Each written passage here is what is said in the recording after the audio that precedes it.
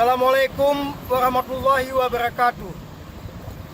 Saya Haji Muhammad Iqbal, Ketua DPD Himpunan Putra Putri Keluarga Angkatan Darat Provinsi Aceh, menghimbau kepada masyarakat dengan adanya pandemi COVID-19 agar supaya masyarakat memakai masker kalau keluar rumah, kemudian selalu mencuci tangan baik dengan sabun, sanitizer, dan jenis lainnya.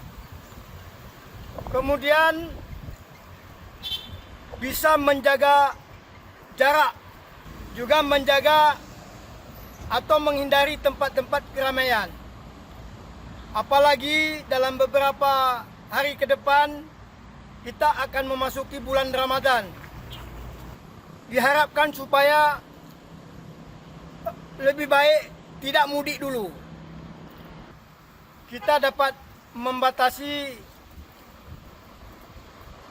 mewabahnya secara cepat COVID-19 ini.